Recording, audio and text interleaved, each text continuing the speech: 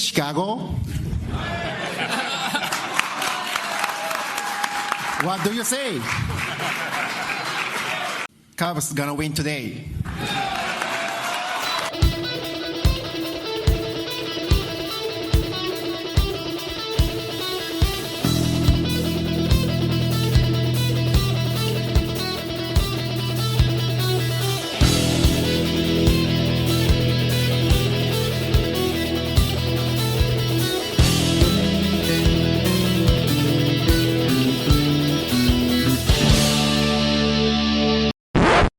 Welcome back to another exciting edition of the Pointless Exercise Podcast. We're going to talk about the Cubs with Oleg and Praz. Guys, how are you? Great. Well, Andy, good to see you guys. Praz, has your other podcast come back yet? Yes, it has. We recorded an episode last week. Talked a little bit of whiskey with Murphy Quint of Cedar Ridge Distillery in Iowa. So if you want, go check that out.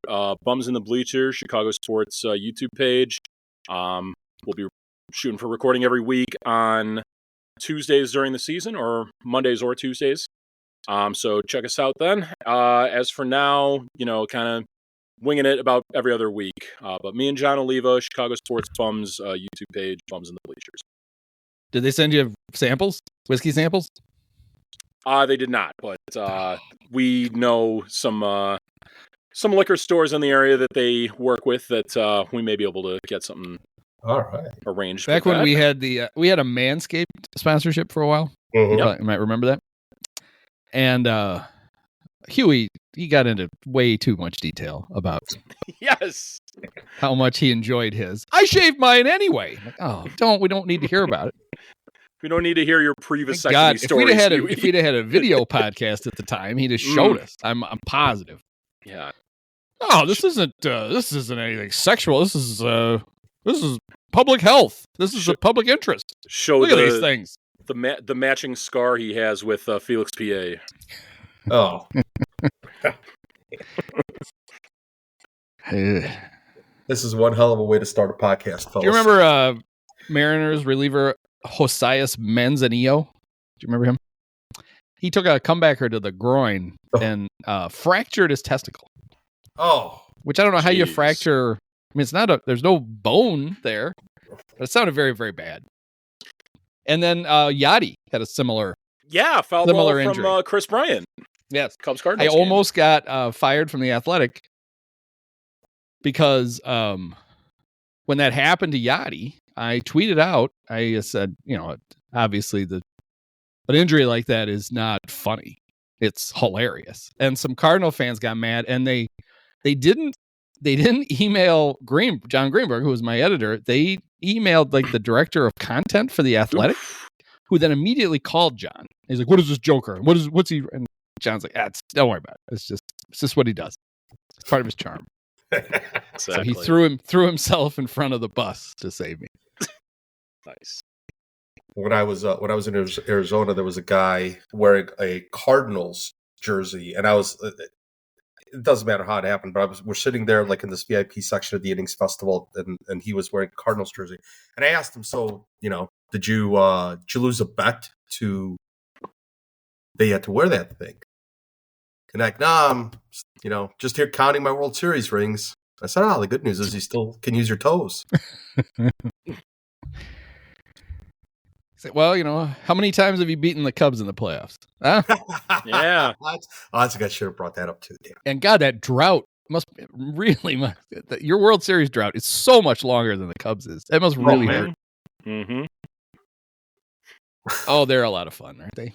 So you were out there, you hanging out with Ryan Dempster at his festival. Yeah. How is Ryan? Did he ask about me? He's doing great. Yeah. The thing about Ryan Dempster, I really didn't see Ryan Dempster. Like, It was funny. We walked at the main stage. I think it may have been right before Beck came on, because I remember it still being a little bit sunny. And it said, like, it had the times that Ryan Dempster was on, and they were both in the past, right? It was just that was up on the screen, both in the past. So I took a picture, and I did send it to Huey to see, hey, look what you're missing. Yeah. See, it would have been extremely fitting if Beck was playing loser at the time and Ryan Dempster walked out. Yeah. I'm a loser, baby. Ryan just comes out, waves, walks across the stage.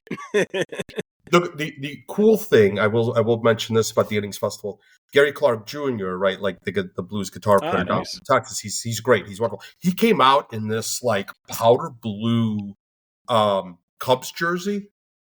Right now in the back, it was number 22, but it said Clark Jr. on the back. So my question is, who do you think is his favorite number 22? Well, which powder blue was it? The pinstripe powder blue, No, or the new ones? It didn't look like any Cubs uniform that I remembered. It was kind of a novelty thing, like the sea. Like I have a picture of it, I can show you guys, but or maybe you can post it or whatever. But it wasn't any Cubs uniform that I remember ever seeing, unless it was some alternate one that I missed. Well, have you seen the new one, the one they're going to wear this year?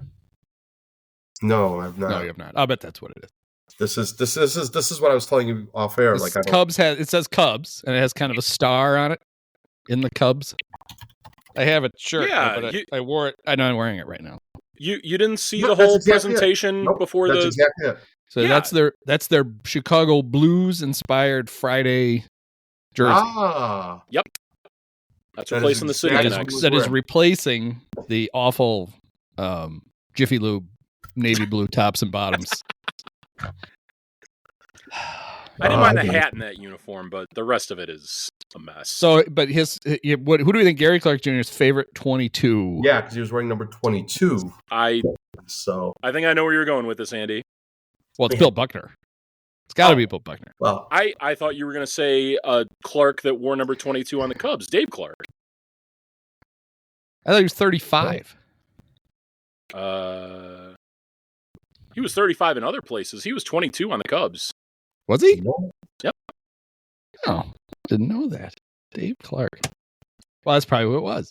He also was in. He should have been 5. Why didn't Dave Clark have to wear 5 everywhere? Make that joke. God damn it. Yep, there it is. 97 Cubs. 22. Steve Woodward's first band. I remember him as 35 with the Pirates and the Dodgers and Astros. He was 30 in his first go around with the Cubs. Another one who the Cubs had to have twice. So good, so good. We should get Dave Clark back. He homered that joke, Andy, though. The Dave Clark 5. I really appreciate the joke. I just want to make sure that we're clear on that. Yeah, it's good to explain them. Good to explain the jokes. We don't want somebody at home to just get it and go, oh, that was a good one. Who was I thinking of? Jerry Mumphrey. Well, Jerry Mumphrey. We talked in the center field. Remember this Cubs? He had a huge season for the Cubs. Right. And then is that when they pressed their luck and he wasn't any good the next year? They did that a lot. Kind of the Gary Gaetti. That was great. Let's bring him back. Like, no, this is a terrible idea. Oh, why is he bad now? Because he's 42 years old. That's why. He only had to be good for 6 weeks. And then you're pressing it.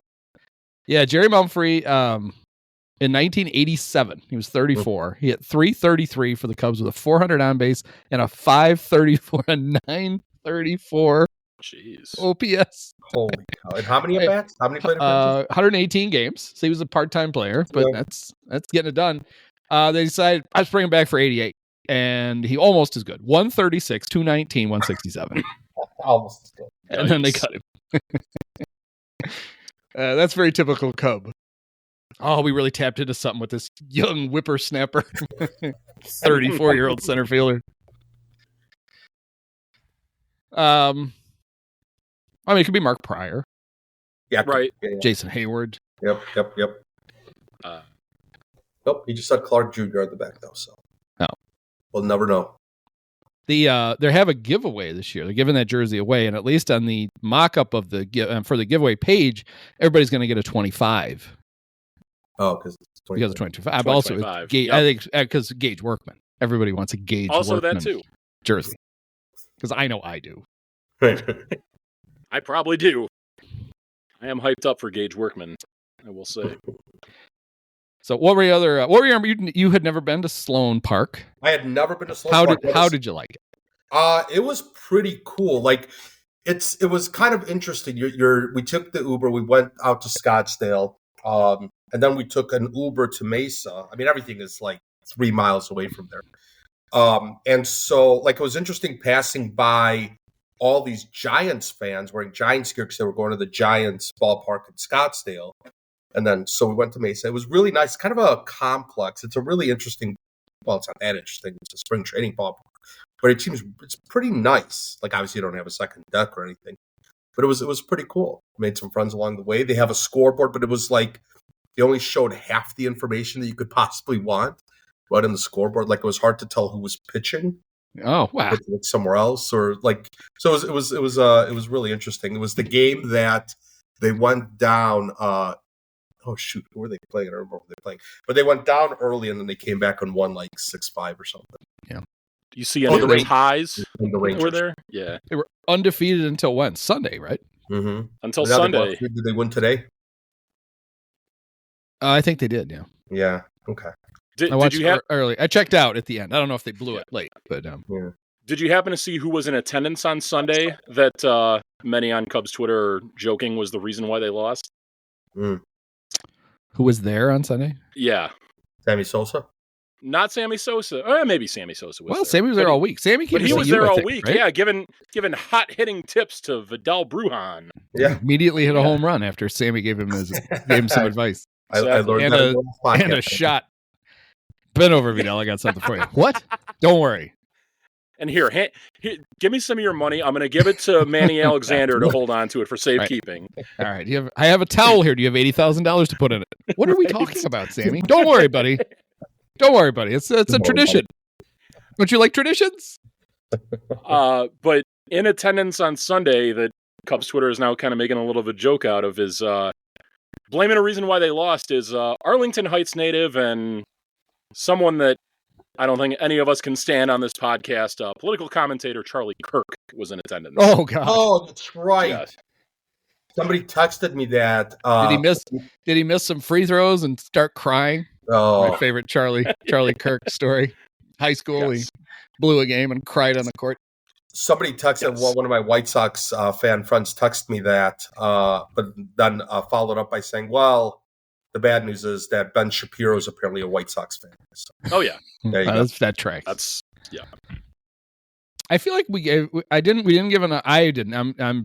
I'm guilty of this. We didn't give enough thought to the 22s because looking at the list, it's pretty incredible. Remember, I wrote a thing about when Pete changed to 4 about how that's a pretty slim. There are no good 4s, at least for the last 100 years. Doug Gladwell. 22 is a pretty good number. Rondell White was 22. Oh, yeah. Nice, That's your okay. favorite. Yeah. Mike Harkey was wearing 22 when he fell down the dugout stairs. Yep. Oh boy. It's a good one. Bill Buckner, obviously. Billy Hatcher, Yeah. 22 with the Cubs. Yeah. Eddie Zambrano, Carlos's brother. Maybe not. Nice. Dave Clark. Tariq Brock. Oh, he's fast. We could never tell because he never got on base, so it didn't matter. Of course, the franchise, Mark Pryor. Mm-hmm. Kevin Hart, before all the Jumanji movies. That's interesting. The handsome Tom Gorzolani. Oh God. Yeah. The original, not the original, but the true X-Man, Xavier Nady, or in 2010. Carlos Pena.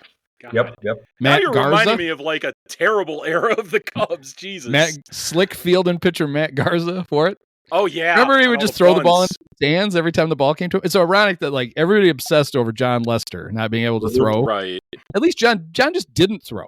Garza was just chucking it all over the park. Yeah. Logan Watkins. Okay. Felix Dubrant. Oh, okay. That's a, Addison Russell before he changed. To Good 27. Addison Russell. Good Addison Russell wore 22. Evil Addison Russell wore 27. Yeah. it's like the reverse Kobe Bryant, 8 and 24. Yeah. And Luis Torrens in his long, illustrious, had to keep a third catcher to hamstring the roster and then cut him anyway. And of course, the last one who will wear it as a Cub because I'm sure it has been retired, Matt Mervis. Oh, yeah. So a lot of it's one of the many numbers that Pete Lecoq wore. He also wore 23 and 25. He liked the 20s. Okay. Do we know, is that the number where he hit the infamous home run off of Bob Gibson that ended his career? I don't know. I don't know what to see. Because you have to retire the number then. Let's see. He wore 22 in... Oh, I just lost it. This is good. 1974. In 75 and 6, he wore 23. And I'm pretty sure he was on the 25 list, too. Maybe not. Yeah. Maybe I dreamt that. No, there he is, 1973. So I'm going to guess he probably, I don't know what we just need to know when Bob Gibson's last year was. 75 for Bob Gibson. Okay, so 23. Which is why it's really retired. Exactly. Not for Rhino. It's retired for Pete. Right. It's retired for Pete Lecoq's home run of Bob Gibson. That's why they retired it. Ladies love Lecoq. Well, in that case, they I forgot who was the guy who tackled the Northwestern defensive end who tackled Favre. Corey Wooten. That's it. Yeah. Yeah. Should retire his number too, then. You should. Peter Marshall was Pete Lecoq's dad, right? Hollywood Squares. Yep. Wait, really? Right? Yeah. Oh yeah. Wait, is it the same Peter Marshall who was Laverne and Shirley's? Who was that? Peggy Marshall? No, that's Gary Marshall. Gary Marshall. That's it. Okay, got it. Yep. Yes, Ralph Pierre Lecoq. Peter Marshall. His his middle name is Juan. Ralph Juan Pierre Lecoq. There we go. Also rolling his balls. Yeah. He hosted Hollywood Squares from 1966 to 1981. Juan Pierre? Juan Pierre did, yeah. He was busy, rolling his balls down the center square, which I think you guys just said while I was talking. Yeah, so it's good. I'm glad you enjoyed. I highly recommend. By the way, I highly recommend going out there in February because I feel like the tickets might be cheaper. It's easier to get around. Not as many people there, and I don't feel like it's nearly as hot as going in like late March. Could be wrong. Well, I mean, I think the crowds just in anticipation of them re-signing Yency Almonte. Mm-hmm. They were a week early. Exactly. But that's why the crowd started showing. Is Yency here yet? No, it's just a rumor. Yeah. They did that today. They brought back the key part, really, of that trade that really got Michael Busch. It was really the Yency Almonte trade. It should be. Will just throw in. That's why the Dodgers held Jet over a barrel for Zaire Hope. Yes, right. Yeah. Well, we're just not giving up Yency for anybody. I mean, come on. What would be worse if the Cubs just didn't recognize how? Then again, he's a prospect, so who the hell knows how he's going to turn out or anything like that. But what would be worse if the Cubs just didn't know what they had in Hope and Ferris, or their player development is so bad that they're going to become good with the Dodgers? I mean, it could be both. Could be. Could be both. It could be that they don't know what they don't know what they have, and they don't know what they're doing with them, with the ones they do have. That would be great. Yeah. It's probably kind of likely.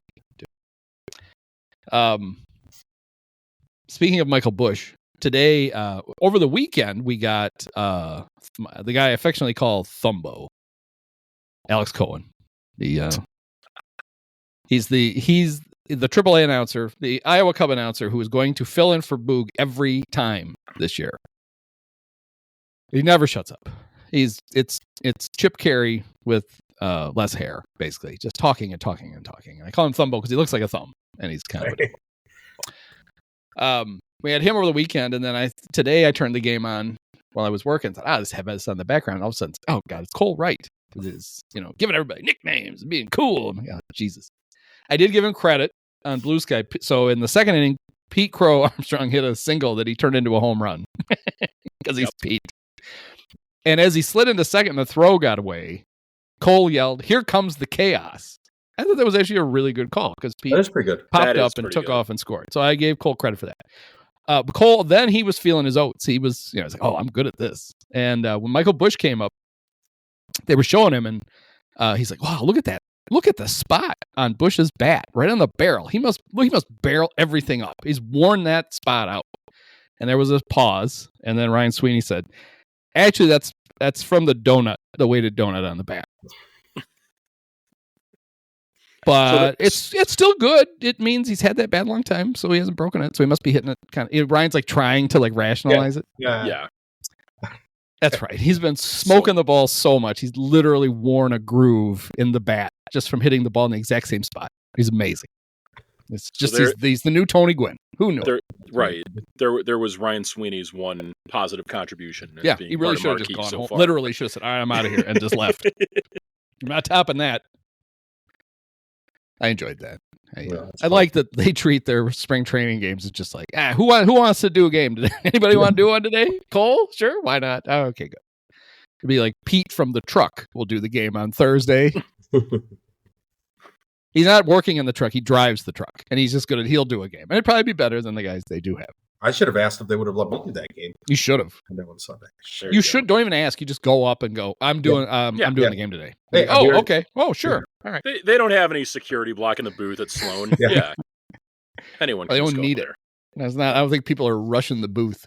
There is. I will say this. So, really quick story about the game. So we're sitting. I'm sitting there, and kind of make friends with the people next to me. And Reese McGuire comes up, and the guy, like, there's a guy, couple seats down. He goes, "That's Mark McGuire's son. The Cubs drafted him in the third round." And I'm like, "No, I really don't think that's him. Like, I really, really don't think it's." And the lady turns to me, and goes, "He really knows a lot about the Cubs. I think he's fun." No, like, and I didn't have the heart to tell him, like, they don't even. That's not how McGuire spells his name either. Like, it's like right with a W. Yeah. Why don't you just say, "Hey, why don't you Google Reese McGuire? Let's see what comes up." I don't want to call the guy out or anything, but I'm like, well, I think he's a catcher. He was like on the Blue Jays. I think they got him from the Yankees. Yeah. But it was very funny. I'm like, I don't like. How do you tell the guy he's flat out wrong without like, dude, you're way off, man. Like, you're not. Didn't the Cub ticket guy forever? He was named Mark McGuire. He may have spelled it like Reese does with the U instead of the W. And I think that's kind of the normal way to spell it, right? Like, the W is weird. Yeah, but it was very funny. I'm like, that's not. I'm pretty sure that's not McGuire's kid. That's funny. And I just kind of tried explaining who Reese McGuire is. Like, hey, he's a catcher. I think he was with the Pirates. I think the Pirates may have drafted him. He was with the Blue Jays for a while. Yeah, he likes to spend time in abandoned parking lots. Right. He's really into self-care. You might want to Google him, see what comes up. And also, you might want to. We might want to back up a couple of rows. Just in case. Mm-hmm. We're in the splash zone. What? Don't worry about it. Did you bring up? It's like going to a Gallagher concert. Did you bring a poncho? All right, so I typed up like Reese McGuire in my Google bar, and the second thing is Reese McGuire parking lot. Yep. He's gonna be very popular in Des Moines. A lot of Dollar Trees for him to pleasure. Yeah, he's sensory overload. Look at all of them. I'm not gonna be able to get to all these this year. Jesus, this is lousy with them. Oh my God. My Christ. I got a forearm cramp just thinking about it, Coach. So I was feeling pretty good on the newsletter I wrote. The one I wrote today, I nailed it. Every topic I nailed. So yesterday on Monday, Pete Crow Armstrong got scratched he had a tight hamstring, and the Cubs meeting said nothing to worry about. So when the Cub training staff says nothing to worry about, I assume out for the season. I thought perhaps it would have it amputated, and he was out for a day, and he came back today, and he was fine. And then the one good today. Yep, he did. The one I really nailed though was Matt Shaw, where this long-awaited return from his oblique injury, and I knew he had kind of it's kind of an odd stance. Mostly his front foot, he points almost all the way back to the catcher, and then he kind of loads up. His first at bat, maybe it was the angle, maybe I'm just a dope. I mean, we know I'm a dope. I felt like he really was exaggerated. I'm like, oh, this is just what we need. He's reinvented himself. Won't get a hit until July. He didn't do that at all today. He was back to normal, and he had 2 hits. So yeah, I'm just glad I brought it up. He may have read the newsletter and went, "Was I too close?" I probably was. Andy's probably right. He probably did it. He probably did it between at bats, if we're being honest. He's over there looking at his phone. He's got the iPad. What's in the pointless exercise newsletter today? Ooh. Right. Oh my God, he's right. Yeah, I'll fix that. I'm watching the replay of the Cubs game right now on my iPad, and I saw what Shaw looked like. I didn't catch it the first time up, but yeah, he was like way in the back corner of the batter's box. He was looking like Henry Rowan Gardner in the one scene where he hit in Rookie of the Year. But luckily, looking good at the plate, and hopefully no oblique issues rest of spring for him to deal with. I hope not. Yeah, they kind of need him. But the end of the newsletter was, I thought, had one of the best things. It was got an unsourced rumor about the Cubs' trip to Japan. So I'm getting barked at. So when they originally, Marquee wasn't going to go. They were going to either do the games from Chicago, or they were just going to, you could just watch it on Fox. They weren't going to go. And Boog got pissed and complained about it and accepted an assignment from ESPN Radio to do men's NCAA tournament games while the Cubs are in Japan. And then Marquee changed their mind. So Alex Cohen apparently is going to do the opening 2 games in Tokyo. Wait, but the opening, the games are on Marquee, I thought, are on Fox. They're on both. Marquee Fox, and they're Fox, not exclusive on Fox. If you don't have Marquee, you can just watch it on Fox. But if you want to watch Marquee, you can. Okay. It may be one of those deals where the Fox broadcast may be blacked out in Chicago and LA. Don't say that.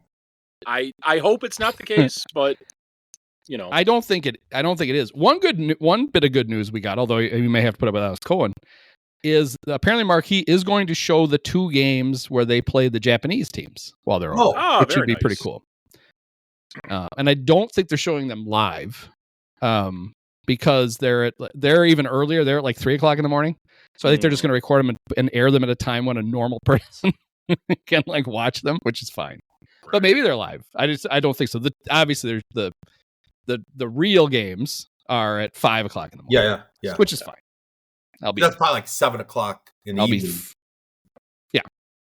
I believe that's exactly what it is. Okay. I'll be 3 beers in by 5. It'll be fine. Well, I'm still trying to seek out a bar around Chicago or Wrigleyville that may be open around that time. So if anyone has any intel, let me know. Huh. I would think. Yeah. Because there were bars open for the 2000 games against the Mets, right? Well, that was a much better Cub team, though. Those 2000 Cubs This is were true. Amazing. Man, oh man. If you ever look at the opening day roster for the 2000 Cubs, the Don Baylor Cubs, jeez, they had some real winners on that club. I remember his one lefty reliever was Daniel Garibay, and he insisted to keep it. God. And Daniel, I don't know, he may not have an ERA. He may not have ever gotten anybody out, and then it was all over. Well, and at that time, the rotation probably had to be a mess, right? Because wasn't Kerry Wood still out at that point? It was good enough that the Farns started game 2. Oh boy, okay, yeah, that's John Lieber won the opener, and then the Farns did not win game 2. Although I think they blew that game late, if I remember. So Farns might not have pitched that bad. But I'm going to look real quick. I can't type, apparently. And the 2004 Cubs, I don't want to see that. I've talked about them enough in my life. Oh, yeah, Damon Buford was the center fielder. Sleeves. Yep. He had these he had cut off, he wore long sleeves, but he cut them off. And it's they're not long sleeves. Why are you wearing them? He's wearing it's like he was a little chunky. I think he was trying to lose. He was trying to get in shape during the season by wearing a sweatshirt under his jersey. Willie Green played third base for the Cubs that year. Willie Green, 2000. Gary Matthews, the lesser, was played 80 games in center field. That was pre-steroids when Gary was terrible. Right. Was that one of the was that one of the Chad Myers years? Wasn't he on one of those teams? Probably. That was 2000 was Don Baylor's first season, right? Yes. Okay. That was the only year I went to the Cubs convention. Because Kerry Wood came back, so Kerry Wood missed all of 99. He was back in 2000. Yep. And Don Baylor's first year, I went to the Cubs, got Lee Smith's autograph. Well, I got to meet Lee Smith, which was way cool, getting his autograph. But yeah, so that's right. That's all the stories I have. There's nothing else. Yeah. That's good stuff. Thanks. Here are some of the illustrious guys who played for the 2000 Cubs at some point. 37-year-old catcher Jeff Reed. Remember him, the old Red? Okay. Joliet Jeff Reed, right? Yeah. Jose Nieves. Yeah. Yep.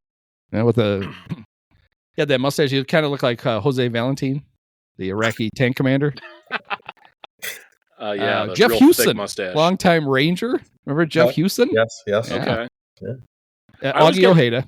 I always get Who- Jeff Houston and Tyler Houston confused. Oh, you can't but- get get wrong. I Tyler. had my girlfriend at the time. We went to the Cub Caravan, and Tyler, she really liked Tyler Houston. Mhm. It's like, oh, he's handsome. Like, shut up. What I remember about that one was there was this kid sitting, this young player, minor league prospect, sitting by himself, no one paying any attention to him. So we went over and we were talking to him, and I'm like, hey, do you want me to? I can get you a beer. And he's like, no, he said, I'm not 21. I can't get one yet. It was Kerry Wood. Nice. Ignored by, he was like, I knew who he was. I'm like, this guy's supposed to be a big deal. Why is nobody here? So we just thought he was a great, he was probably, I think it was probably the 98 Caravan. So he was about to, so he was 20. Yeah. And he was super nice. We had a great time with him. And Well, is he trying to make you believe that a kid from Texas wasn't drinking in high school? Not Kerry. Yeah. Kerry was, living Pitching living both right, ends of clean double living. headers, yeah. Clean living. I'll tell you who did let us buy him a beer. Tyler Houston did. And, there you go. and Debbie bought him one. Yeah. She's like, he seems nice. Yeah, he does seem nice. He sucks. Yeah. He's terrible. She's like, I was good as him. He's just in the big leagues. Big deal. Dave Martinez made his illustrious return for 18 games. War number 4. He was in my number 4. He got stuck with 4. No, he was 1 that time. He was 4 when he was a coach. That's right. Ross Glode. Remember the old White Sox? Ross Glode? The pinch hitter. A prospect. On the old this was a 5s. good idea. They play 11 games. The guy that had been the number 1 pick the year before, Corey Patterson, played for the 2000 Cubs. Wait, did he really? For 2 years, maybe?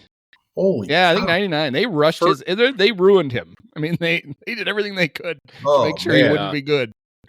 Because he was super talented. And I think with a normal, allowed him to develop at a normal rate, he clearly wouldn't have been a star. He had too many holes in his game. He would have been a really good everyday player for a long time, I think. They just fucked him up. Yeah, he had played 118 games at West Tennessee, and they're like, come on up. We'll give you 11 games in the big leagues for no reason. And then he was back. Actually, that one wasn't so bad. That's like, remember when I was with the Snappers, Ricky Weeks was the number 1. He was the number 2 overall pick. Yep. Oh, okay. And he had it in his contract that he got to come up in September. That was in his contract. So that's not such a big deal. Well, it was a big deal then the next year when Corey had struggled at Iowa. Yeah. That they had him play 59 games for the 2001 Cubs. It's like, So- no, he's not ready. Don't. I want to say that the big deal about those contracts is that if you put in your contract that they have to bring you up in September, they have to put you on the 40-man roster. Yes. Yeah. Which big starts league the service option time clock starts. faster. Yep. Which means that, That's exactly what it was. There's a lot of players because now everybody signs a minor league contract, but back then, I feel like players sign major league contracts sometimes, number 1. I feel like Pat Burrell may have signed a major league contract or something because he's the number 1 pick. Are we really certain that the great Ed Lynch was really that forward thinking, though? No, we're talking about Weeks. Ed was no, he's talking about the guy signing the contracts for the Cubs. Oh, yeah, no. Big Ed. Ed still is concussed from Keith Moreland punching him in the head. Yep. There's Daniel Garibay. Oh, he was really something. I don't think they gave up on him way too soon. Yikes. That guy was weird looking, too. He pitched in 30 games for the Cubs. He only lost 8. 88 hits in 74 innings. He actually wasn't as terrible as I thought. How about this for a rotation? I don't know how they didn't win the pennant. John Lieber. Was he coming off his 20-game season? Was that 2001? It may have been 2000. Because that was the good team. Oh, and the next year. Yeah, on the good team. He won 20 games. The good team. There was just one that popped up out of nowhere. Kevin Tapani. 8-12 with a 5.01 ERA. Well, that was after. Wait, that was also Tapani was also good in 01, right? Or was that in before that 99? Because Tapani had a really good year for the Cubs, right? Maybe I don't know. His good year was 98. Okay, Right. He won. That was the year. 19 19. And he games, pitched his ass off in the playoffs till Javi Lopez hit the home run. Yeah, and the Braves beat him. I remember Tapani. They signed him to like that 4-year deal, and he missed the first half of the season of his first season. Everybody's like, "Oh, what a disaster!" I'm like, "It's a 4-year contract, right?" And it's like, you're still going to have him for a while. I mean, I know it sucks. You get a guy and he's supposed to pitch right away, but it's like it's Scott Downs, 18 starts. Yeah. The handsome and shapely Ruben Quevedo. Oh, made, 3-10 with a 7.47 ERA. That guy had a couple. 15 starts. He had a couple good. Maybe it wasn't in 2000, but he wasn't. I don't know. And Ismael Valdez, when he was still spelling his name with a Z, he would eventually change that to an S. He had blisters. That was his only problem. Yeah. He's really good, but he gets a blister, and then he can't pitch for 3 months. Oh, well, that's not ideal. Rick Aguilera was the closer, had a tidy 4.91 ERA. Yep. Todd Van Poppel, that wasn't his. He was decent. He had a really good year for the Cubs the year before, right? The year after. 01. Of course, everybody was good in 01. It's like a bunch of anyway, that's probably enough of these guys. 01 was fun. Right. Will Oman. I think that was Will get... Oman 1.0. I think he had to come back later, and we got stuck with him again. One name I did notice on here, Mark Guthrie. I didn't realize he had had 2 different stints with the Cubs. So I knew he was there in 03. But... Oh, thank God. I sure he didn't just stick around till then?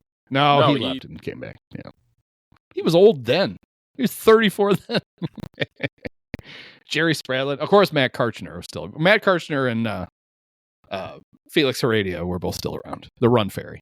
Right? Well, one of my favorite you have to keep them both. You gave up 2 number 1 picks for those 2 guys. They had a bunch of old. They didn't have Micah Bowie on this team, but they had Joey Nation. Okay.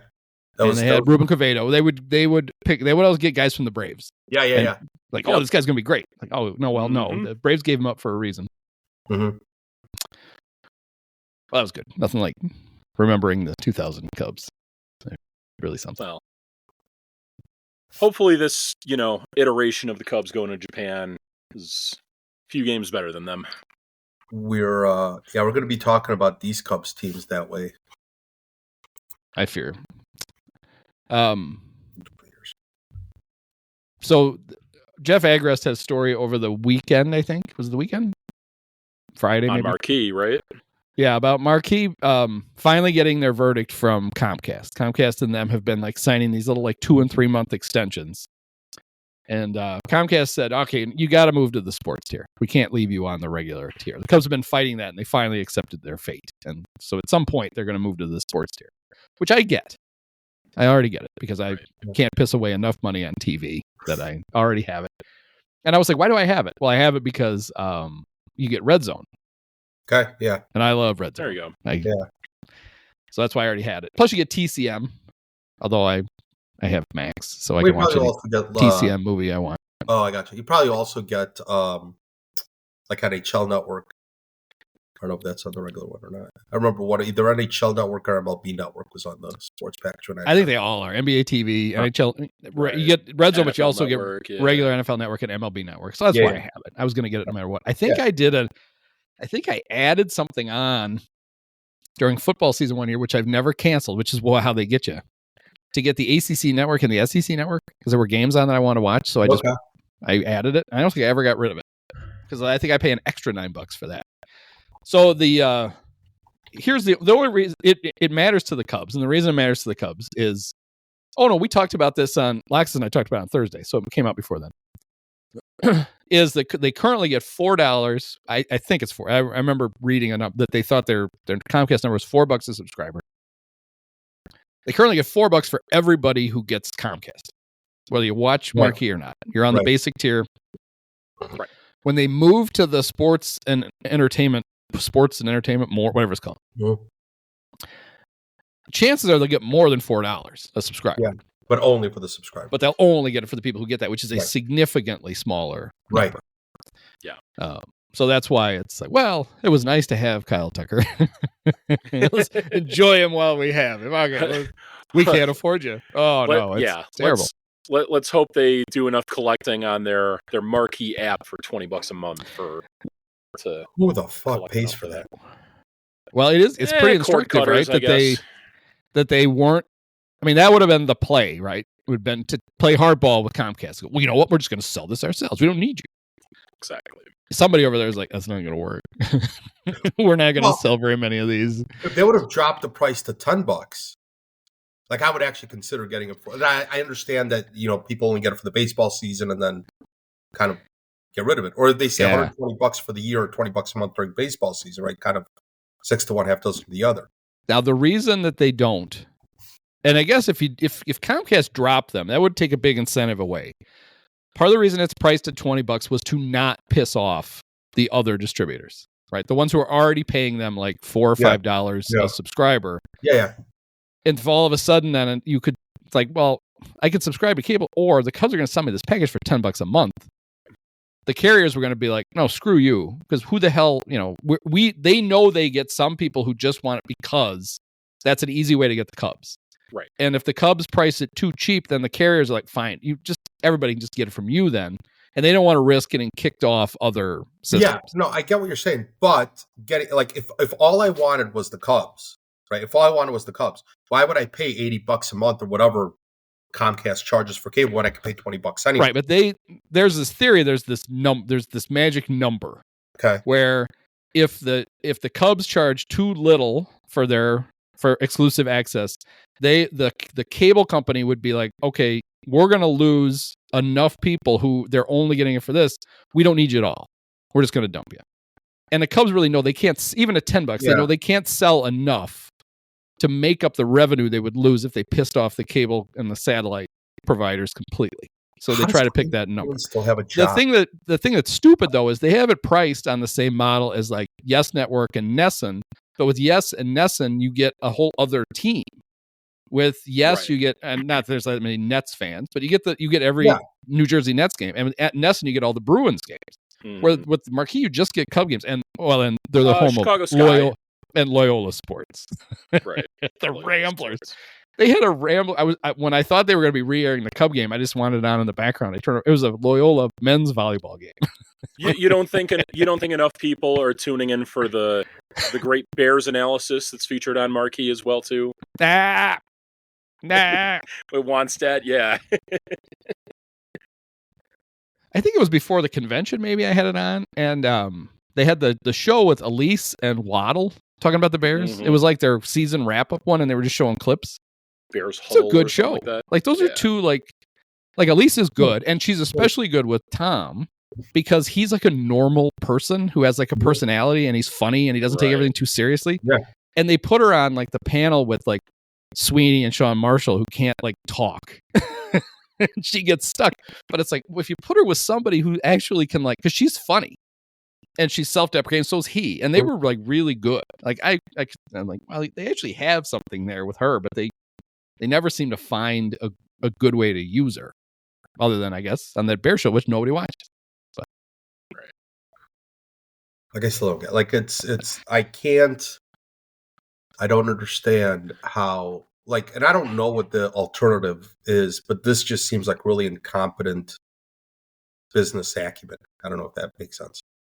It's just, I mean, great. Like, this is just incompetence. How do you not, you're the Cubs. Like, people want to watch you.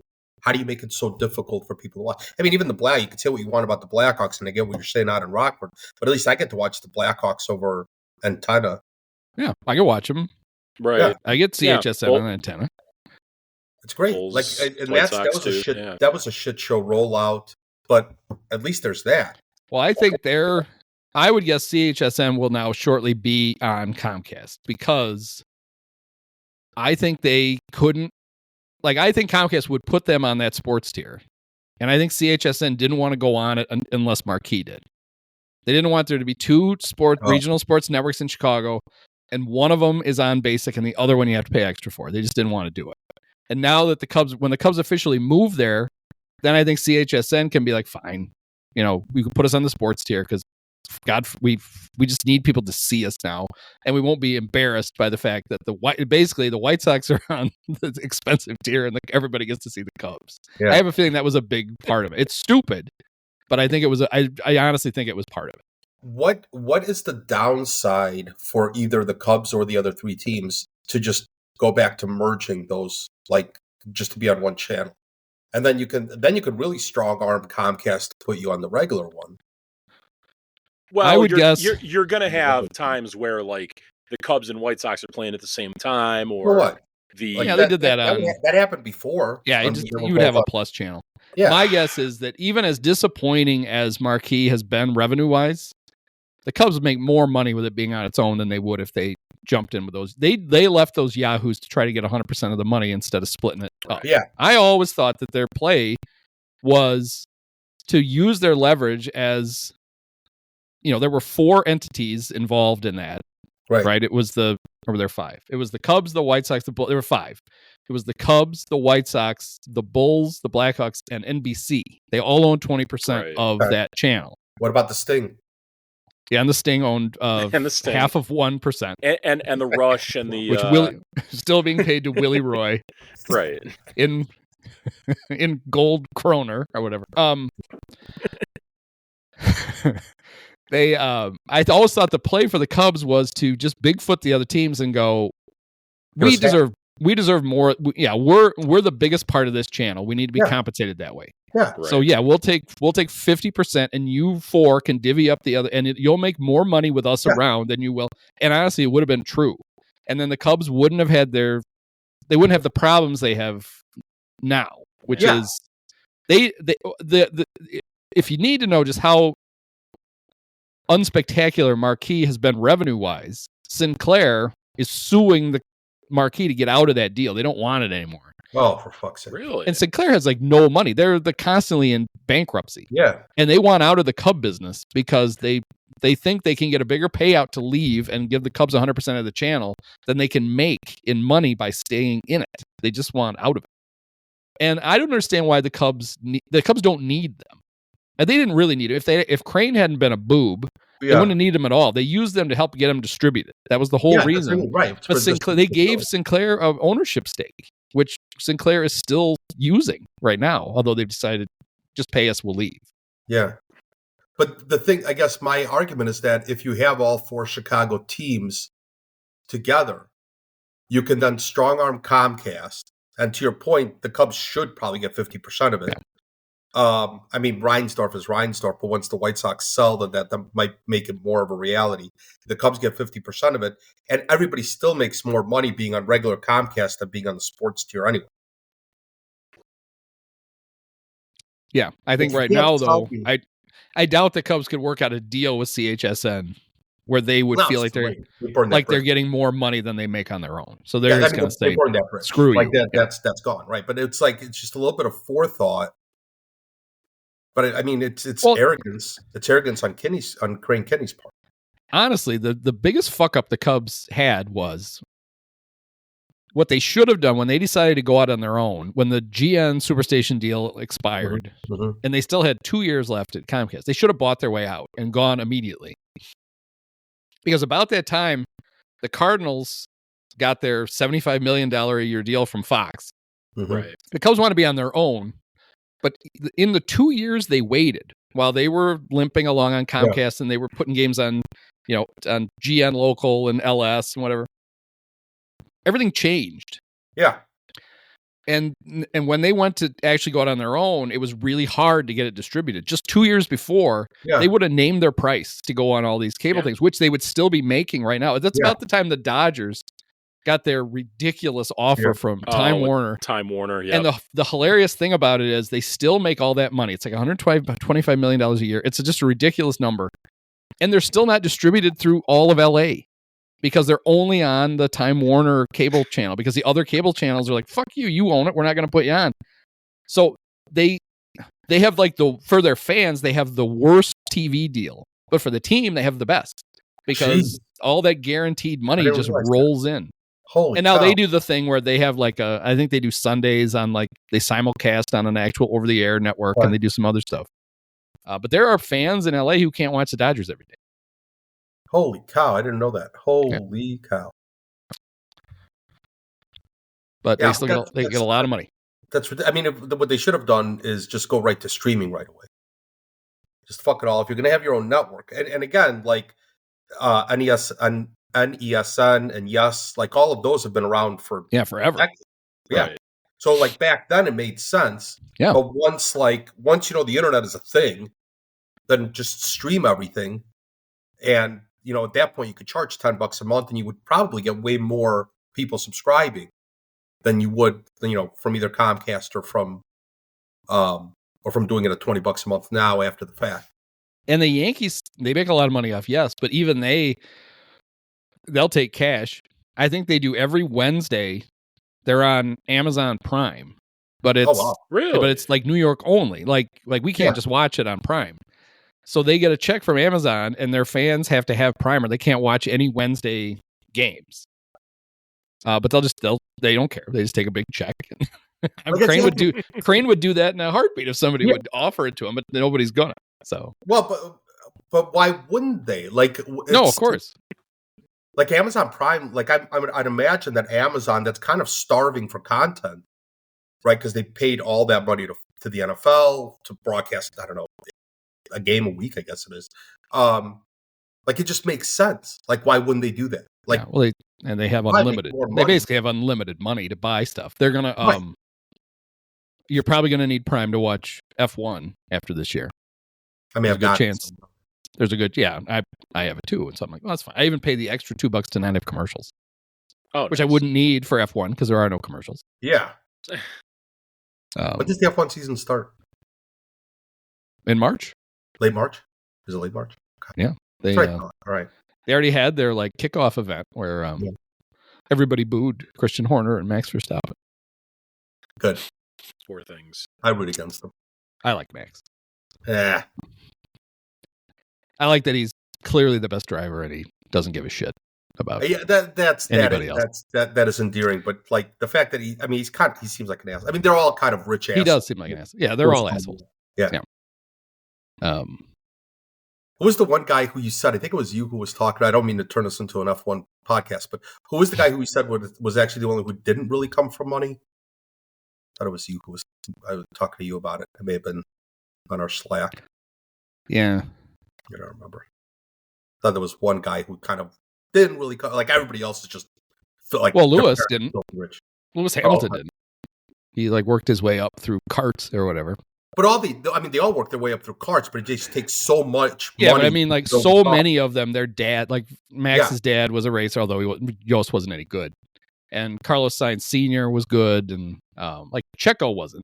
But he's poor Checo. I love Checo Perez. Yeah. He has no seat.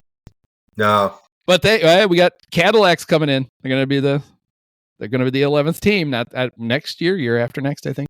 Can't be next year. Okay. There's gonna be 11 teams, huh?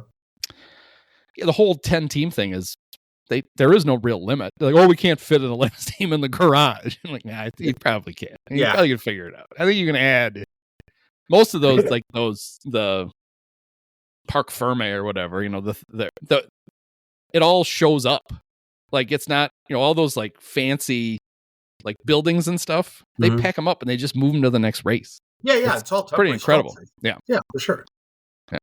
Which sometimes why they have an extra week between races. I can't the shipping. I don't know why I think about it. Well, if you ever watch, let's go full F1 here for a second. So on ESPN Plus, if you watch Ted's Race Notebook, okay, Ted Kravitz, he's like the pit reporter.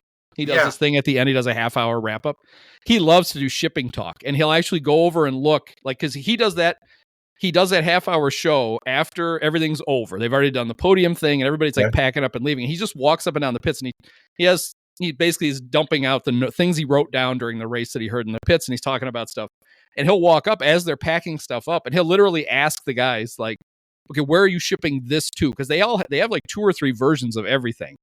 And so some things stay in the Western hemisphere and some things go. And so it's really interesting. He likes That to is talk. He'll fascinating. talk to them about where is this getting shipped to, and how is it getting there, and when will it be there. Now, here's my question: like they only have one version of each car that they have to ship everywhere, right? Or do they have more than one? Williams only.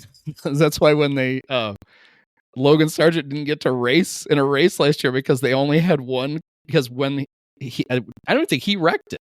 I think it was who drives with him, Ocon or Albon. Okay, I always get it's Albon. Yeah, It's Albon. He wrecked the car and they couldn't get it fixed in time, so they just reset up Logan's and he raced. Everybody else has a spare. Like they can cobble it together. Yeah, but my point is like when they go from I don't know, from Las Vegas to the cars are going with the drivers.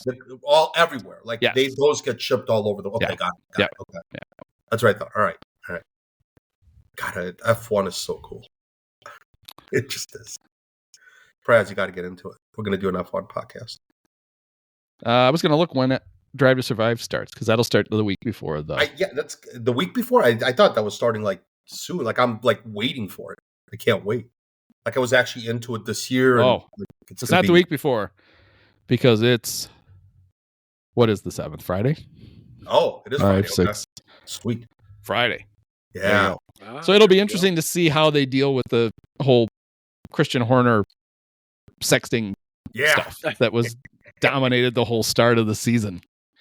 And I've talked about this before too, but I remember when I was watching, I have like a billion other people. Yeah. Over the pandemic, I'm like, okay, fine, I'll watch this stupid Netflix show, and I'm like, oh, this is awesome. Yeah. But I remember watching the first episode, and there were teams that didn't want to do it. So I think Ferrari and Mercedes opted out the first year, so you barely ever saw them. You only saw them in other people's stuff. But Red Bull is like, Christian Hoerner is basically the host for the whole first season. He's on all the time. And I remember they go to like he's been on. It's like the second episode, so you kind of met him, and you're figuring out what's a principle, what's the all these terms I didn't understand. And they show him on his horse farm in England, and I'm like, look at this. His wife looks just like Ginger Spice. Yep. His wife is Ginger Spice.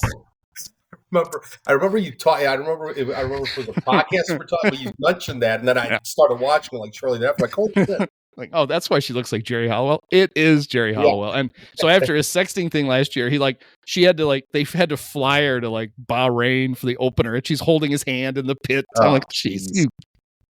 Anyway, that'll be interesting. But back to the Cubs. Oh yeah, that's right. I think we talked about this before, right? The fact that the Cubs are hiding Jameson Taillon from the Diamondbacks. He would have made his last 2 spring starts, including one tomorrow against the Diamondbacks, and so they've sent him. He's just been doing sim games because I talk about it off air. I don't. Well, God forbid Jimmy Taillon show his vast repertoire to the Diamondbacks, who he's already pitched against like 25 times in his career. He's been in the league for 10 years. I think we're overthinking it. Yeah. Maybe, so Bleacher Nation wrote a very, well, it's long because it's them, but they wrote a long explanation of how the rosters work for Japan. Oh, really? Yes. So, finally. And it is interesting. So there's like tiers of the roster. You have like a 31-man traveling squad. Right. And then you still only have a 26-man roster, but you can change it from game 1 to 2 in a limited way. Oh, and the decision the Cubs were going to have to make, which I think they've made, was Nico Hoerner, not Christian Hoerner, but his son, Nico. Also was texting some Red Bull employee. God. They apparently could put Nico on the injured list so that he doesn't count on the 31 total. Right. Or they can just leave him off the injured list and they basically only take 30 guys. Yeah.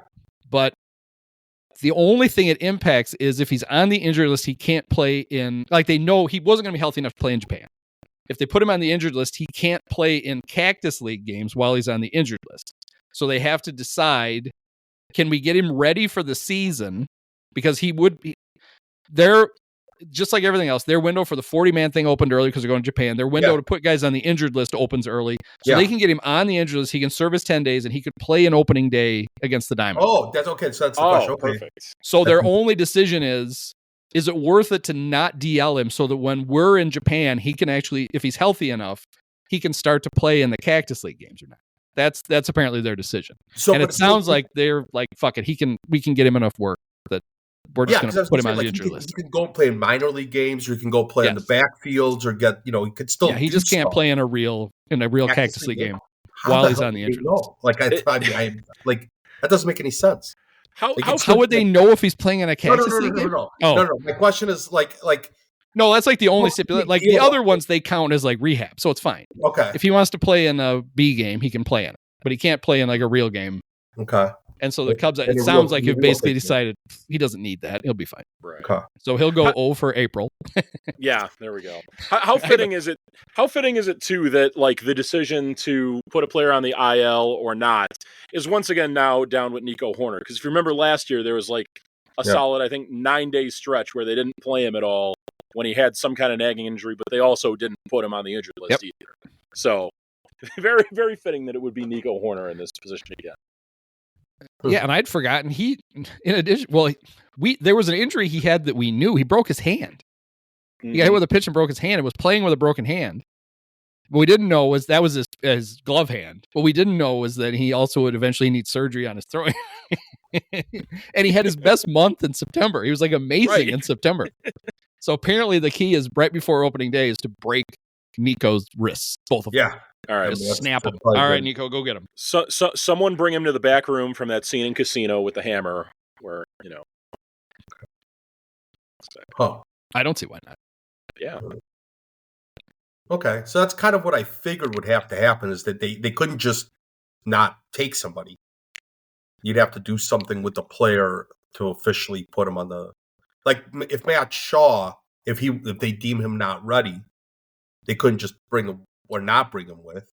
Shaw they could. Well, Shaw they actually could not bring because they have to put him on the 40-man to make him eligible to play in Japan.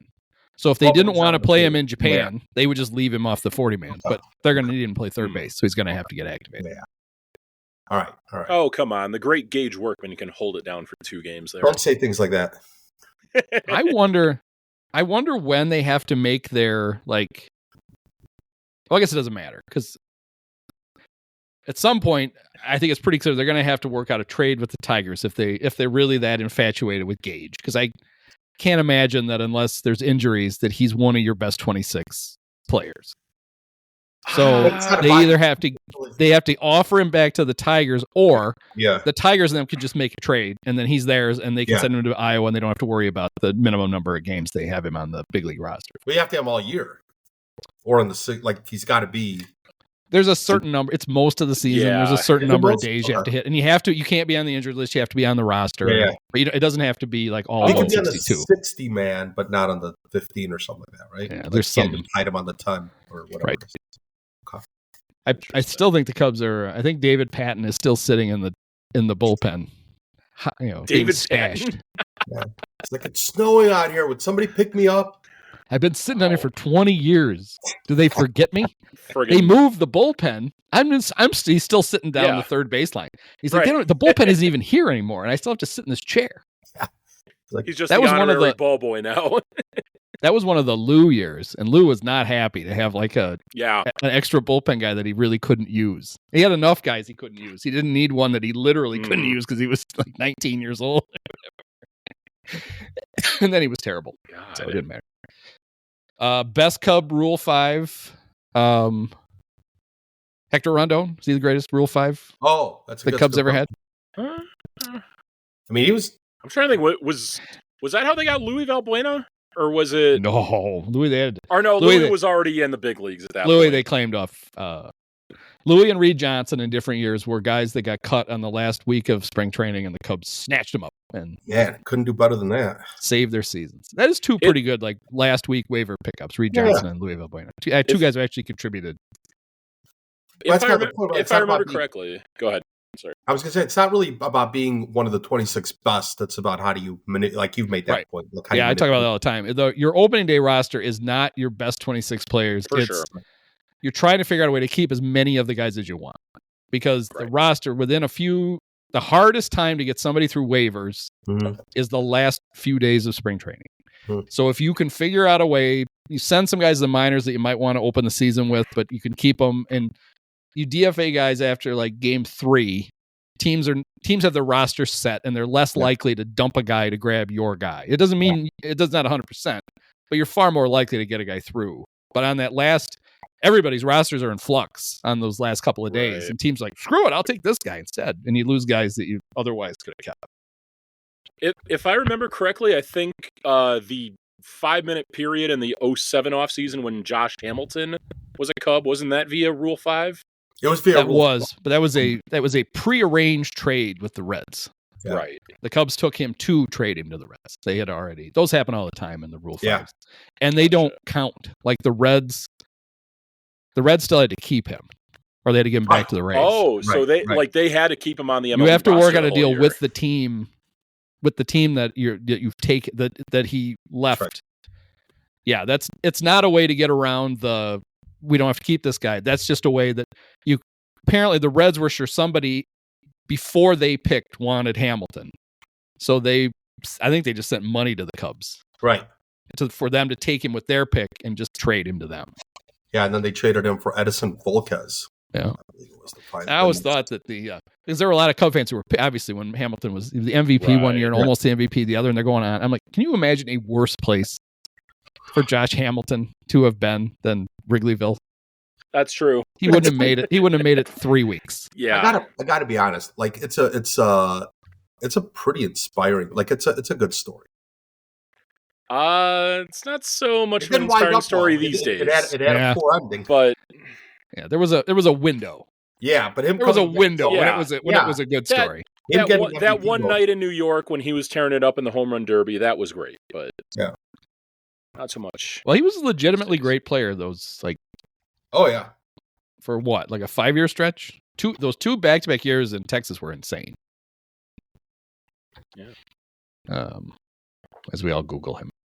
Yeah, I was just what did happen? Had a 4-homer game one time, I believe. He was 8.7 WAR in 2010. Yeah, that guy was. I mean, he was the number one. He was the number one pick for a reason. Well, he was the number 1 pick, and the Rays, after they picked him, still had to decide whether to have him pitch or play the field. He was such a good high school pitcher that they legitimately thought that maybe they would use him as a pitcher, and they decided he was too good a hitter to worry about it. So and then he got if hurt. He could have been sober. He could have been Shohei before Shohei. Well, he was like little Johnny Choirboy in high school, and he got hurt. And the year that he couldn't play, he got into all kinds of fun stuff. It was like the homeschooled kid who it was like what is it when the Amish go on their Rumspringa. He went on Rumspringa in Tampa one year when he wasn't able to go, and that was all of a sudden lots of tattoos and lots of needle marks and all kinds of stuff, and that was the end of Josh Hamilton for a while. Yeah. But the weird thing that would happen to him was he would get sick. Like he would miss long stretches where he was like, because he had completely like fried his immune system. Yeah. Right. And so it wasn't like a euphemism, oh, he's sick today. Yeah. Like he wasn't, oh, he fell off the wagon. He literally, like, his body couldn't fight off. Like he'd get the flu and he would have it for like bad for like 2 weeks and he would be out. And that happened a lot. Like his liver doesn't work right and his kidneys don't work right. Yeah. I don't know, like this might be news, but drugs are not good for you. I'm just saying. Ones are. Well. Yeah, he wasn't taking the happy ones. Right. Like there's dark places, and I mean it's I always have a place in my heart and soul for people who go through recovery. Like it's kind of like I've known people, and it's an interesting story. It's a good story, but yeah, like I said, it didn't end well. So what were you? What number was it? Number 52 that you were talking about? Yes. When Pete rightly abandoned 52, and I said the Cubs need to take that out of circulation forever. It's not retired in honor of someone, but it needs to be retired just to keep anyone from ever thinking of him again. Justin Grimm was on the 2016 team. That's why I said just retire it for Justin Grimm. Yeah, right. Nobody needs to. We don't need to go back any farther than that. Right. And then, so there was that whole thing. I have the mailbag, and if anybody wants to send us questions, I'd be more than happy to. We can answer them on the pod too. We don't have to answer. But Carlos sent me that thing, and I made the same mistake he did. He had this long thing, and he had Esteban Loaiza listed as one of the scumbags that the Cubs. And in my mind, I thought Esteban was in spring training one year and didn't make it. Really? Apparently, it wasn't. The Esteban we thought was Esteban Quiroz, who never did anything. I don't want to just besmirch Esteban. He's never been arrested, or no drug trafficking as far as we know. But Loaiza only trafficked weed, right? I don't remember what it was. What I remember, the thing I remember about the Esteban Loaiza arrest was what he looked like without a hat in his mugshot. He looked like a 65-year-old man because he's completely bald on top. With a hat, he looked 40. Without a hat, it was like, holy shit! Look at this guy. He's no Sam Hurd. As Hawk he is no Sam Hurd. As Hawk might say during one of his starts, Esteban was dealing. Yeah. Well, and the Cubs had the prospect a couple of years ago. They got caught in his with the Cubs meth. duffel bag with 21 pounds of meth. That seems like a lot of meth. Oh, I don't my know how God. heavy. I don't know how heavy meth is. Well, it's 21 pounds. 21 pounds. Well, that's yeah. I don't think is one meth. Is that what they say? I'd like one meth, please. It's 21 pounds. One meth. Well, one meth. I can't. That's not for personal use. That's right. It's medicinal. Yeah. I need it for my headaches. Guys, I don't know. Roundabout Roki Sasaki, he's going to make it. Apparently, his first two pitches in the spring, 99.2 and 99 miles. His velocity's dipping. I was thinking about this earlier today, just kind of what we're going to talk about in the pod today. And so I think, the Dodgers aren't a perfect team. They've got holes in a lot. Dave and I talked about it. It's like it's almost like Andrew Friedman is like, we got to keep a couple of spots open. We'll just not have a shortstop ever. Mookie, you want to give it a shot again? Yeah. Sure, why not? Yeah, the thing is, what they did this time was because they keep running out of pitching in the playoffs. Yeah, right. They just have lots of it. Yeah, they're going to need it. Because a lot of those guys are injury prone, but they give themselves a lot of backstops this time when shit goes bad. What they've done is they really went nobody really has to pitch 150 innings, right? Roki's going to pitch once a week, right? They're not going to I don't think they're going to pitch more than that. But then you've got 6 other guys, and so you built I don't think anybody. Maybe Blake Snell might be the only one. Well, and it's funny, right? He's like the closest thing they have to a workhorse. Yeah. Yeah, and the Rays are like, what? Yeah, that's your workhorse. You're Tyler Glass now. Those are your workhorses. We couldn't get it. We couldn't get 120 innings out of those guys. Well, and I don't think they're expecting to get more than 120 innings out of them. That's thing. I think they want Shohei to pitch once a week, and he's not going to even pitch until May. Yeah. So they really have it set up. They have a 6 or 7 man rotation, basically, and they'll more than that probably. When Shohei and Clayton. Well, they have if everybody's healthy at once. Well, it's ridiculous. Do we know the status on guys that missed most of last year for them, Tony Gonsolin or Dustin May or what? Well, I think one of them's going to pitch. One of them. Dustin May pitched against the Cubs, and they were talking about how he almost died. He had some. He had to have I forget what it was. He had to have some emergency surgery. So while we thought he's out with an elbow or whatever, he had that, but he's also in intensive care. It's holy shit. But he's back. Boy. Yeah. Yeah, but yes, their lineup has. They have great players. But then their lineup even last year, once you got to the 5th hitter, it wasn't that good. The problem was the first 4 guys had somehow could combine to score 4 runs off. Yeah. And now now you get a break, but they're going to come back around and score 4 more runs next inning. So we got 3 MVPs plus Teoscar Hernandez as their top 4 hitters, and Will Smith is 5th now. Right. Helps when you got a guy at the top that can hit 50 home runs and steal 50 bases. Yeah. And on the, I like that. And I think Praz, you listen to it too. The Roundtable podcast, the one with Andy McCullough and Grant Brisbee and those guys. Andy McCullough, because he's been a Dodger writer for the last however many years, is the chief Dodger apologist. But he points out, they shouldn't even have some of their best players.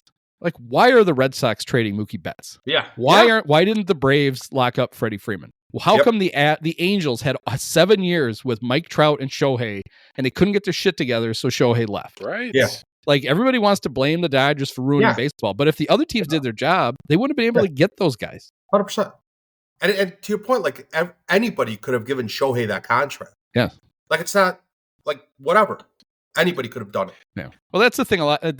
I mean, you're a fan. You don't have to understand this stuff, but like your team will lose, a Cub fan or whoever. Your team will lose a free agent to the Dodgers, and it's like, well, the Dodgers have earned this, right? Like, players want to go play there because they're really good, and you're going to go win. And there was a time when the Cubs were like the destination, and they fucked it up. Yeah. Mhm. They got cheap at the time when they were like the place to go play. And like Bryce Harper was basically standing there with his nose pressed up against the window. Yeah. Right. And they're like, nope, I don't want that. We can't commit to Arenado, that too. contract. Nick Castellanos. So my favorite thing, that onerous 13-year contract that Bryce Harper signed, if he was on the Cubs right now, he'd be their 4th highest paid player. Yeah. It's right. Yeah. Right. But it would also be an excuse to not sign anybody else. Yeah, it's what they use Jason Hayward as their excuse not to sign anybody. Yeah. That doesn't work. It's too expensive. They can't defer money because we deferred $2 million a year of John Lester's signing bonus, and now we can't defer money because we're scared of it. It's maddening. It's incompetent. It's like everything wrapped. Like everything. I can't. Like if you were to tell me in 1985 or 86 that the owner of the Cubs would be hated 9 years after winning a World Series, like it's much sooner than that. Well, yeah, but I mean, generally speaking, like I mean, when was it that we finally all just turned on? I mean, I turned out early because I'm a prick, but probably 19? after the 18 season when they didn't do anything in the 19 off season. Yeah, when it became clear that they were like, oh, we won the World Series. Yeah, we did that. Right. We checked that box. Now we run the team the way we want to run it. We're done with this throwing money at stuff to try to win to keep you fuckers happy. We gave you your championship. Now you have to love us, and we'll spend what we want. And here's the thing: if they really are just trying to break even with, yes, that's bullshit. But if that's really the case, then sell the team. Yes. Take your money. You could sell them for $5 billion. Yep. Take your money. Give Dad back his $800 million, and the kids can split up the rest and, donate to Donald Trump all they want. Yeah. I mean, it was the column he wrote when Justin Ishbia bailed on the Twins to buy more White Sox, which is clear that within a few years he's going to be the owner of the White Sox. Yeah. Right. Greenberg pointed out that like the Cubs really aren't. They are owned by a billionaire, but he's not actively running the team. Joe is the billionaire, not the kids. And to be clear, John didn't use that as an excuse why they don't spend. But he was pointing out, the people who think, well, we've got this billionaire owner, we should do whatever we want. The frustration with the Cubs is they monetize everything at Wrigley, and they act like they still don't have money to spend on payroll when we know they do. Like, we know there's money. Yeah. If not, they're the worst business people in the world if they don't actually have that money. That's 100%. Yeah. So they do so basically what John was saying was when they do we don't have billions of dollars to spend on the team because we don't have, it's like, no, but you have hundreds of millions of dollars every year that you don't spend on the team. Yeah. That we know you have and you don't. So you can factually say you're not a billionaire, although I'd kind of like to see what the financial thing for the kids looks like after the old man sold TD Ameritrade for $26 billion. Yeah. I find it hard to believe that they haven't accessed any of that money yet, and they're just scraping by on a few $100 million a year. That's where the frustration is. It's like, then just be honest with us and be like, no, we don't want to spend that. We're spending what we want to spend, and hopefully we'll win with it. But they do that. We can't. No, you won't. There's a big difference between you can't spend it and you won't spend it. The one thing I'll always wonder about with them is, I mean, we mentioned, we all kind of turn on them after 2018. If that 2018 season goes way differently, if they win the one more game that it takes to win the NL Central outright, and they make the same, somewhat deep playoff run that they had in previous years, whether that is just an NLCS appearance or a World Series, you think they're satisfied with like whatever revenue they would have collected from that run to the point where they're still spending as much as they would have in previous off seasons. No, I think they would love to have more playoff revenue, but I don't think their plan then is immediately, all right, let's pump that back into the team so we can do this again. I mean, I think I don't think they would be more than happy to have gone back to the World Series at some point, but that doesn't mean that they would have been like, we got to keep doing this. Mhm. We got to we'll spend whatever it takes. Once they won it, maybe it would have been better for us if they hadn't been able to come all the way back. Maybe we got to see 2 or 3 World Series before they finally won one. Instead, we got the one, but they won it. Yeah, because that's the thing, right? Like the Cubs, chances are if they don't win those 3 in a row, they just never win the World Series. Yeah. Look, I wasn't actually. I'm just saying, what would it? Yeah. How motivated would they have been to keep it going, or would they have been? They may have been happy with the fact we gave you World Series games at Wrigley. We did our job, right? Whether they won it or not. I have a feeling that probably would have been that. Well, in a way, I guess I can give them credit for being smart businessmen, just for the fact that they knew that if they just pumped in a certain amount of money, like they bought the team, they pump in a certain amount of money into the team right away, right? They win the World Series, which obviously isn't guaranteed, but they do the right things. And then the investment wasn't that great. It wasn't that like they hired Theo for $10 million a year, Mhm. and that was really it. Yeah, like everything else was like the payroll wasn't that. I mean, no, they won that World Series when their best players weren't making any money. Yeah, well, except for Lester. Right, but I mean, like their position players, the really good players, they were all on their rookie deals. Yeah, you did have one really bad player. Rizzo had the one. He had the extension that was a sweetheart deal for the Cubs. Yeah, right. And then you had Hayward. Right. It wasn't. I purposely don't include him in the really good position players that you weren't paying. The way you worded it, I had to throw that in there with the caveat of.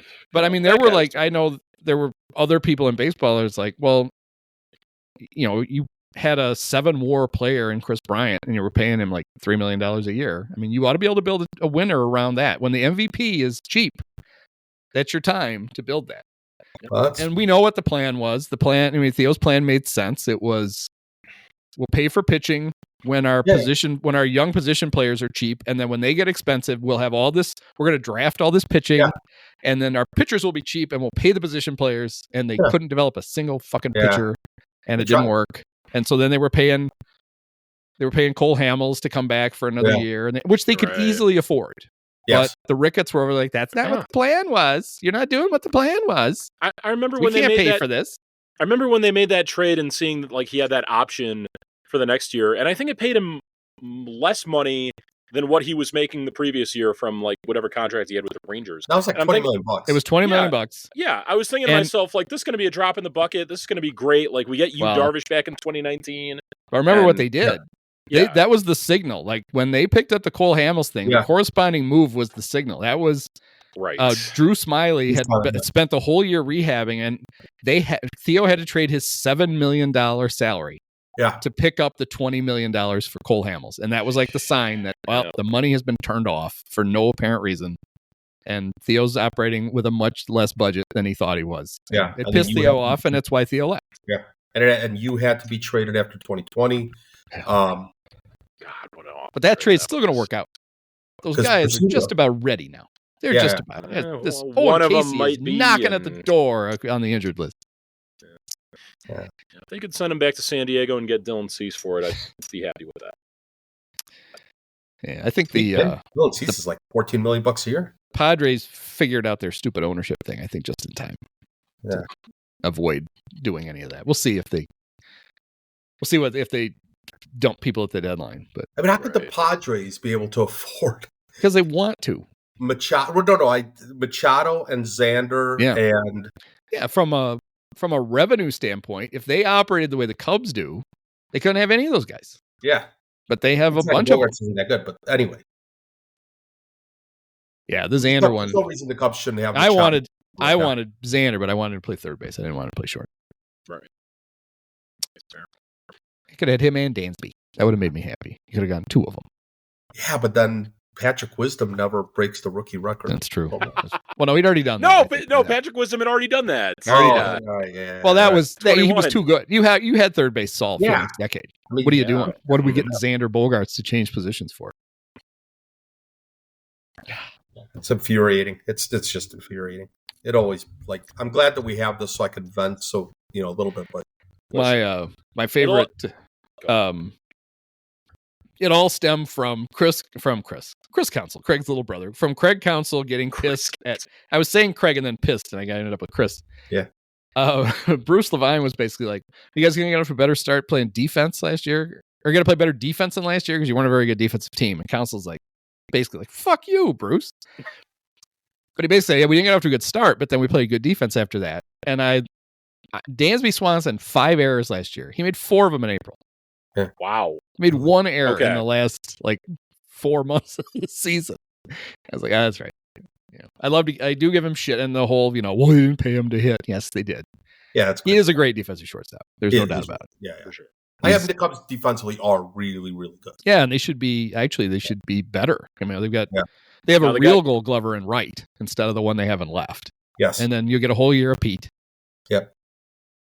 The outfield And defense good up the middle, they're good. Justin Turner at third. Be great.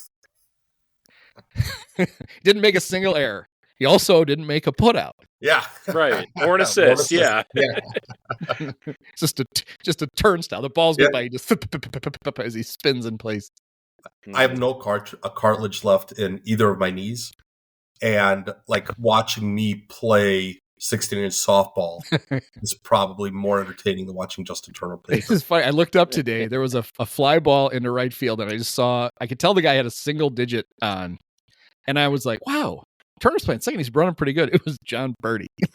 I don't think it says good things about John Birdie. I thought he was Justin. He was Justin Turner for a minute. Like, no. And then he caught it. So I'm like, yeah, that really wasn't Justin. But Well, hey, you know what, though? Speaking of John Birdie, I mean, other than him in today's spring training lineup, you probably got to see what will be the opening day lineup in Japan from today. Well, John Birdie will probably be in the starting lineup. Won't Birdie have to play second for Nico? Yeah, more than likely. I'm just saying, or you're a gauge. You already got your Gage Workman pom poms out for 5 o'clock in the morning. Got my Gage Workman pom poms out, exactly. No, I meant more so, when Nico returns and they have a fully healthy lineup. But, So was Say a DH in today? No, Seiya was in right and they had Tucker DHing. Oh, yeah. Yeah. But that'll be reversed when Seiya played center the other day, and so did Hap. Oh, yeah, I saw that, and that scared me. At least Seiya's portion of it. as long as nobody got hurt. Seiya was all excited to play center. He was bet. going on and on about how cool it is. He's like, I never played center before. He's like, you get to the game looks completely different. Yeah, you're literally standing in a different spot, Seiya. So it does look a little different. I love Seiya so much. That was always the theory, though, was especially in a small outfield like Wrigley, center is actually easier to play than the corners are. Yeah, it's when you get to a big park that if you don't have a guy with range, it doesn't matter that you can catch things. You get Albert Almora, everything is bouncing off, taking 3 hops and hitting the wall.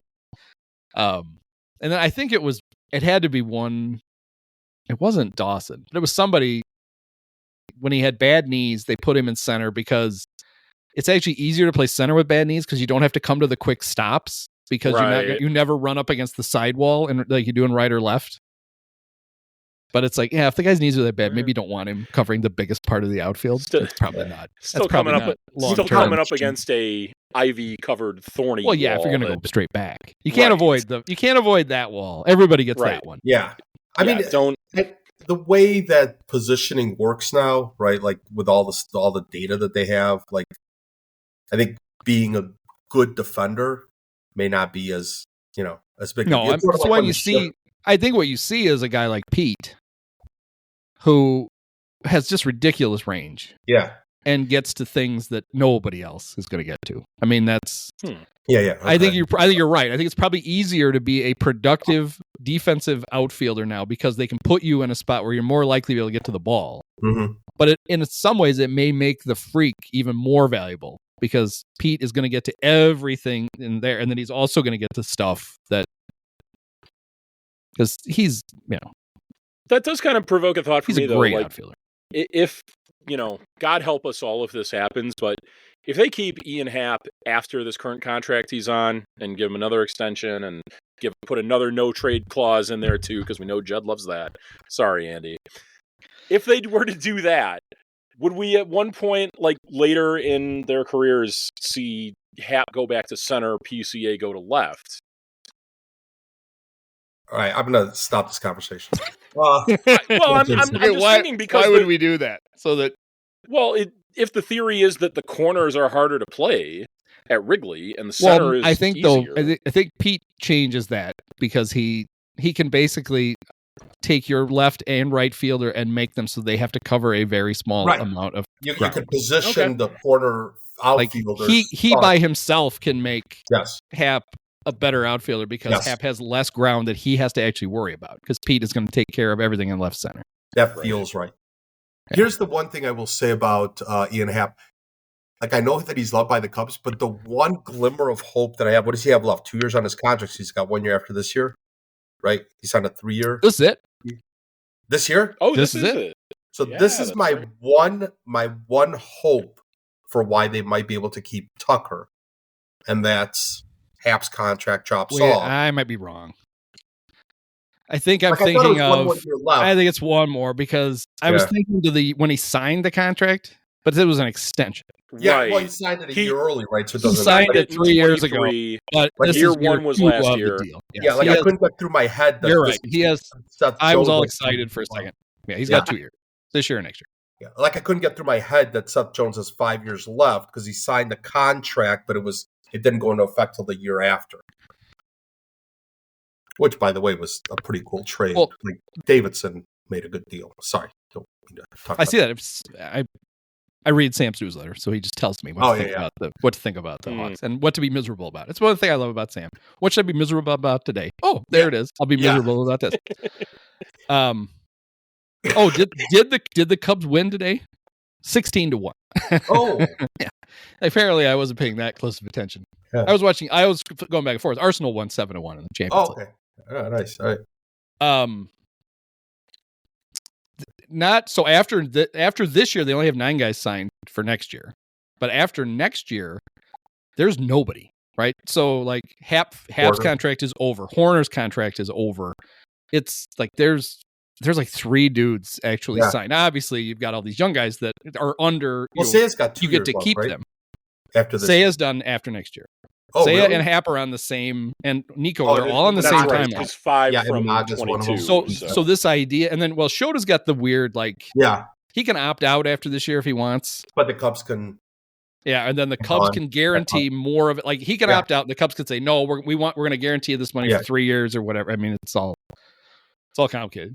And he freaked out everybody today by putting his hair in a bun, so it looked like he had gotten a buzz cut because he didn't have any hair sticking out. I thought under he his did hat. actually get a haircut. Well, somebody wrote that, and then Megan Montemiro was like, "Nope, saw him before the game. His hair is all tucked up in a bun under that hat, so the hair's still there."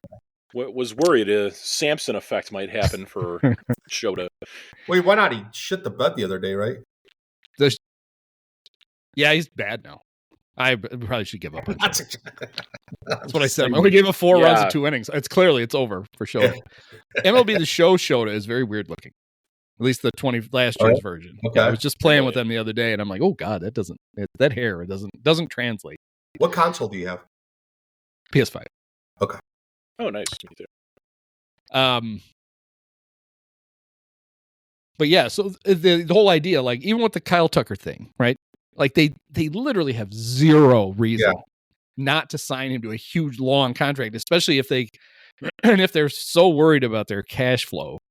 Like he doesn't have to make that much money next year because you can just pay him a lot of money in years 2 through 11 or whatever it is. Yeah. When they lose him, it's going to be so frustrating because it's just going to be their choice. I mean, unless something horrible happens to him during the season, like the fat guy from the Shota commercials who's now doing marquee commercials. You know, the guy, the exclamation point. Do you remember when they had the Shota guys in the outfield? Guy on the bleachers. Yeah, he's now doing a marquee commercial where he's in his office and he's like, as if he has an office job. He's in an office and he's watching like Shota on his phone on marquee, and Shota strikes the guy out and he rips his shirt off in the office, and he's got the big exclamation point painted on his chest. It's like, we don't need that. I like it when you look up what Shota means without the without the line over the O, or whatever it is. That's why I always put it. I always put the. I don't want my Japanese readers to be like, I'm seeing. Plus, I think it looks cool. Talking about here, it just looks MLB weird. The Show, it does look very weird. It looks weird. Okay. But anyway, there's no reason not to keep. So I'm just gonna be really pissed when they. Don't sign it. Like I'm so like I said, like there's value in worrying about this year, but they didn't do that either. Like they didn't go out and if they'd have gotten Bregman and they'd have made another big move and said, all right, we're going for it this year. We'll worry about next year. It's a half measure. They went and got a really good player, and now they're like, we might not be able to keep him after this year. It's like, fuck. Do you like the PS5, or do you think the Xbox is better? See, I got the places. Brat was like, well, you guys get people who like to play video games get the Xbox. At the time I bought it, it was because my favorite games were the show, which wasn't on Xbox yet. It used to only be on PlayStation. And the Uncharted games, and then like Last of Us, and those were PS exclusive. So I bought it, and I stuck with it. I like it, so I don't care. I'm not getting it. The only thing that I'm interested in, like I've never been a gamer. It's just not a thing. But I do kind of like the idea of playing sports games, like F1, golf, like the show. Madden and all of those, right? I like that idea. So I'm trying to figure Madden out. has fallen off a cliff in recent years. It has. Well, I did enjoy the college football game. I thought that was good this year. Yeah, I don't know about college football. But anyway, so I'm trying to figure out what I can get, which console I should get, the Xbox or the PS5. If all I'm really interested in is sports games, then once in a while maybe like hop online and try some other game. Yeah. My other thing is I know that I'm getting too old because I think there's too many buttons on the controller. It's the same. It's the same ones from the 3 and the 4 and the 5. No, I mean, I'm talking about like I haven't really had a console since a Commodore VIC-20. You got your Atari with the joystick with the one button. That's what I'm saying. Like I remember I got the joystick with the button on top, the thumb button, and the button there, and that was like that blew my mind. Like I remember that. But that's my thing. Is just how do you like? There's just too many buttons. Well, I think we're only like, I don't know what the date is. The end of the month, the Indiana Jones game finally comes to PS5. It was an Xbox exclusive. Apparently, it's very good. So, we talked about all kinds of stuff. Yeah, talked about the Cubs. Talked about F1. Talked about video games. People are like, Jesus, you guys don't know. And we thought you didn't know anything about the Cubs. You know even less about other stuff. There's all these other things we don't know shit about. Right. All right, we'll see then. Let's see. We do this in 2 weeks. Yeah, we're going to be our opening day. Our opening day extravaganza. Yeah, we're gonna have to do a preview before then because they will have played that morning, right? Don't they play the 18th and the 19th? Tuesday morning. 17th or 18th or 18th and 19th. I think it's the 18th and 19th. Oh, okay. 2 weeks from today, they're playing a real game, and then they go back to play spring training games, which is still very weird. Whatever. Yeah. All right. Oh, I shouldn't type Japan. I'm pretty sure it's 18th. Yeah. I think you're right. March 18th. Yeah. 18th and 19th. So 18 and 19. All right. Cool. Looking forward to it. Yeah. Well, they'll be 1-0 by then. Yeah, for sure. There we go. All right. Well, on their way to 2-0. Many of us have herpes. Post-game show is brought to you by Christ, I can't find it. The hell with it. It's fitting. It's got to be done with one of the best games of all time. Just unbelievable. Got to congratulate the Dolan family. Sean, my podcast co-host Andy, you were his favorite player growing up. Oh, thank you so much, Awesome.